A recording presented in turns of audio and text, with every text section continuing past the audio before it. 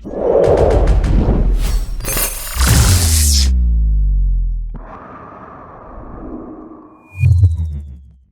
humans, and welcome to another episode of Gen X Gamer. So you want to be a journalist? That's right, maybe you're sitting at home, unemployed. Maybe you're a plumber. Maybe you're a musician. I don't know, maybe you work in pest control.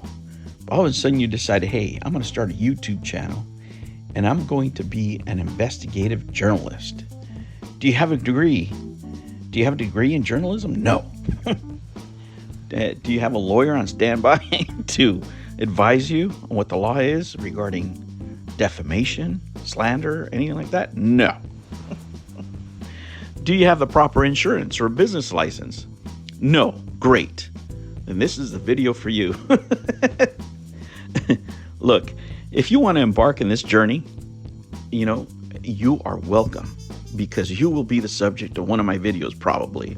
Right? And we'll be talking about your trial and what is going to happen when these commentators cross the line between, criticizing a video game and then start criticizing actual members of corporation, millionaires, if you will. There's lines that you don't cross personally, because people can make your life miserable. Here in the U.S., we have free speech, but at the same time, anybody can file lawsuits for anything, right? If they have enough money to pay lawyers, they can make your life difficult, even if you're in the right. But not only that, you have people that are amateurs, right, that get on YouTube, and just because they got a video that's popular, all of a sudden they think they know all the legalities and the pitfalls of being a journalist, and they're not really clear on what lines you can cross and not cross, right? There's a difference between free speech, right, and free speech here in the U.S. and in other countries. There's a difference between free speech and tortious interference, right, and interfering with the business of another country. Look, you can do the same video here in the U.S. and then do the same type of video in another country if you move or if you operate out of there, and it's completely a different story, right? In Western countries and Japan, legal frameworks, right, that address tortious interference and defamation are generally robust, in their application to social media personalities criticizing corporations. And I think when people cross the line is they'll criticize, for example, a company like Sweet Baby Inc., right? Like, just take the biggest one, Sweet Baby Inc. Okay, you criticize it, great. You hate their policies, you hate the way they operate, yada, yada, yada. But once you start talking about nefarious reasons or scamming or, going after the individuals and then digging deeper and deeper and deeper, right? Depending on the country where you're at, because for example, the laws in Canada, they're not the same as the U.S. As we're finding out, the laws in Australia are very different than the ones here in the U.S. And let's just go through some, different points of reference here. And let me just say, this is not legal advice of any kind. You need to check, right? You need to get professional advice. If you're playing pretend investigator reporter, which a lot of people are doing now, right? If that's what you want to pretend, and if you want to identify as an investigative reporter who's a professional but doesn't have a degree or a business license or anything, maybe you want to do some research. Maybe you want to look things up before you start yapping your trap, because these corporations, guys, have millions of dollars, and they can make your life miserable. They really can. Now, usually what happens in these kinds of cases, what they'll do before they go after somebody, they'll try, we've seen it before, they'll cuddle up to bigger YouTubers, try to get them into the fold, right? Because that's a very effective tactic, because instead of attacking the company or corporation you were talking or attacking before or criticizing, now you have a face, right? Now you have a face and you attack that certain YouTuber. Now you hate him, or if they have a couple of them, Now the fire goes against them and not so much the corporation. If that doesn't work, right, then they'll go straight after you. And look, when you're talking about multi-billion-dollar corporations, by the time they put their eyes on you, they will know who your mama slept with. Right? If your family did anything wrong, they already know. Right? By the time they hit you with that concerns notice, they got you by the short hairs. Right? They got you on something, and it could be completely unrelated to anything. But if you got something to hide, they're going to find it, right? It depends how big of a pain in the ass you are. That's how they will go after you. And I'm just telling you this for entertainment purposes. I mean, I'm not going to sit here and tell you names, because I'm here for the show. I'm here for when it happens, right? We can cover it. We can talk about it here. But, if you're prudent, if this is what you want to do with your life, right? Like you want to quit your job and be an investigative reporter of any kind, you should be aware of what the different laws are, and I found this topic interesting, and I'm going to go over some,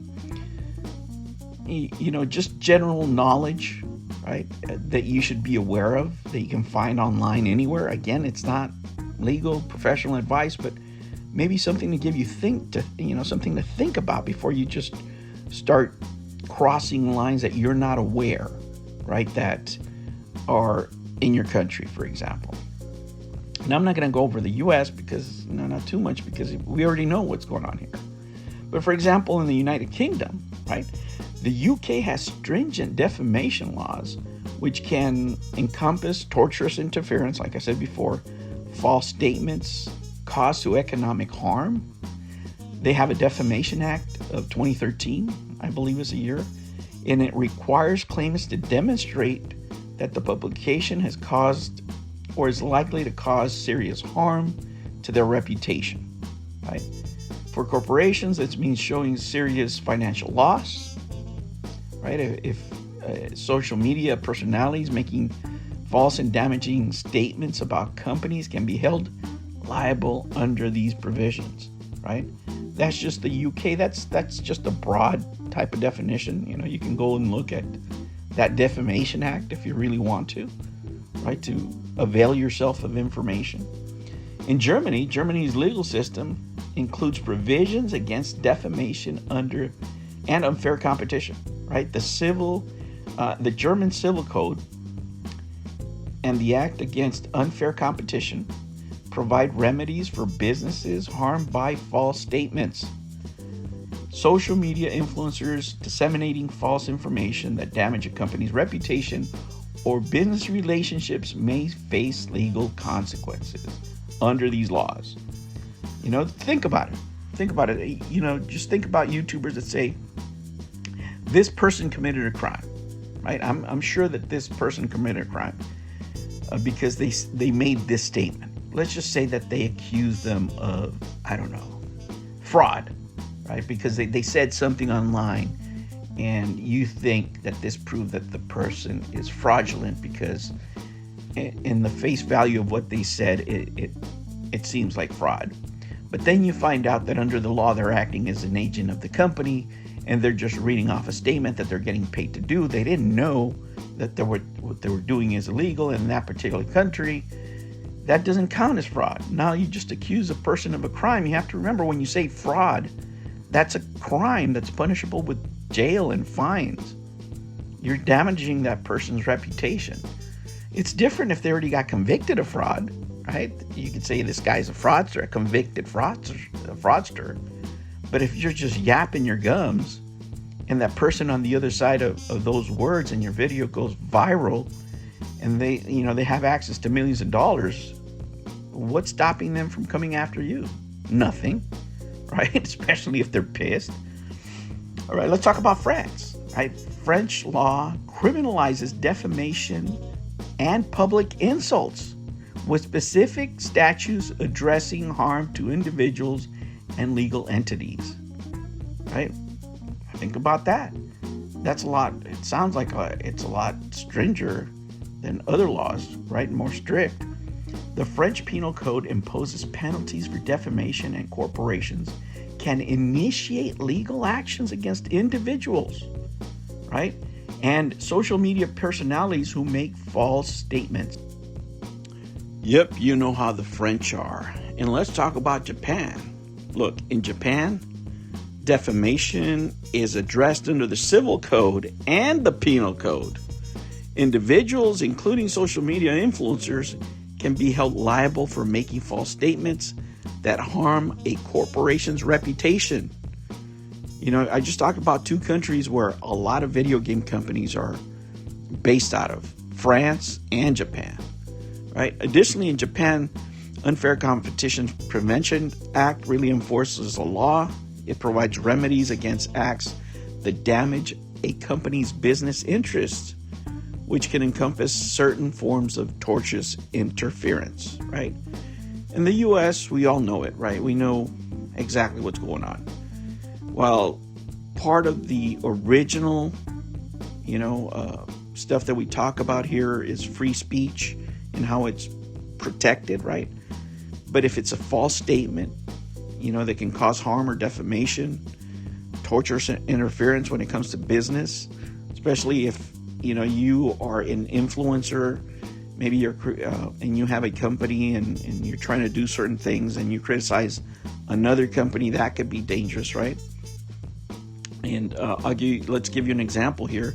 In the case of Phone Dog versus Kravitz, it highlighted the issues of social media account ownership and the potential claims for tortious interference, arising from online activities.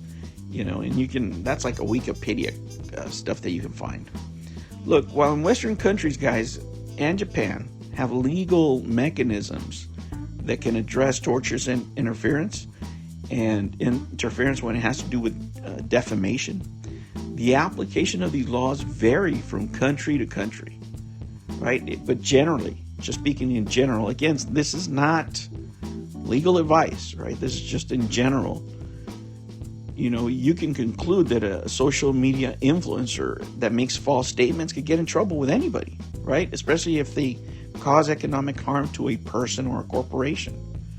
But we're here for it, right? They can face legal consequences, and we're here for it.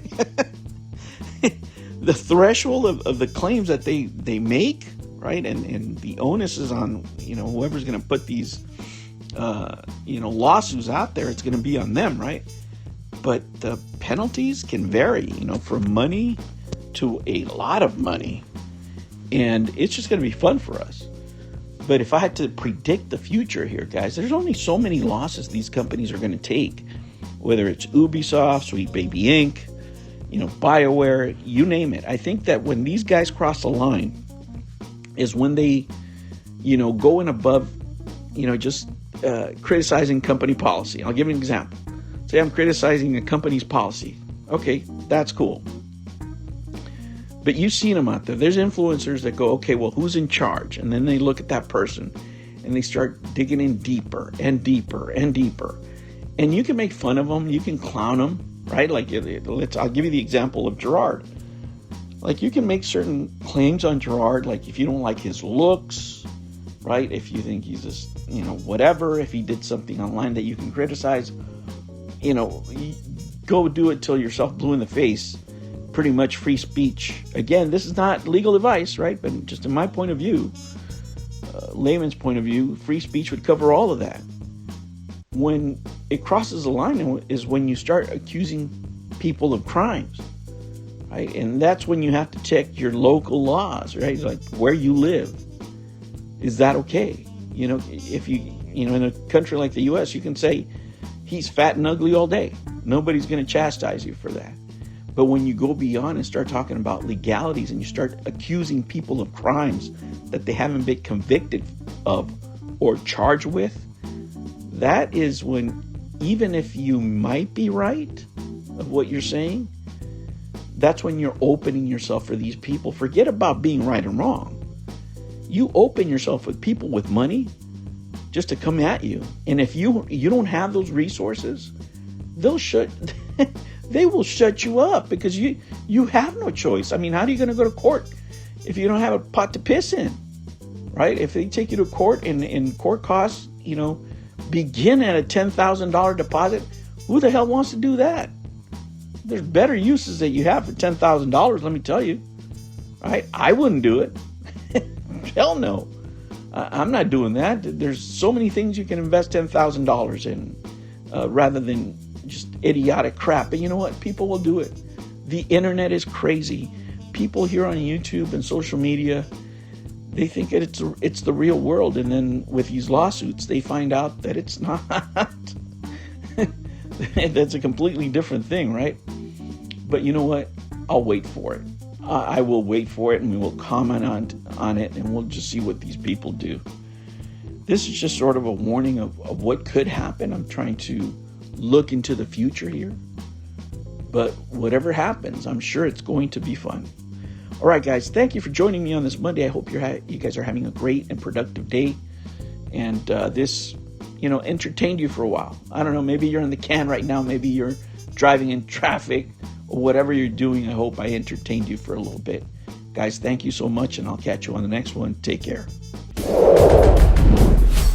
New videos every Monday and Sunday. Thank you for joining me on another episode of the Gen X Gamer. Remember to like and subscribe, click that notification bell, and remember, never ever be afraid to be happy. I'll catch you on the next one. Take care.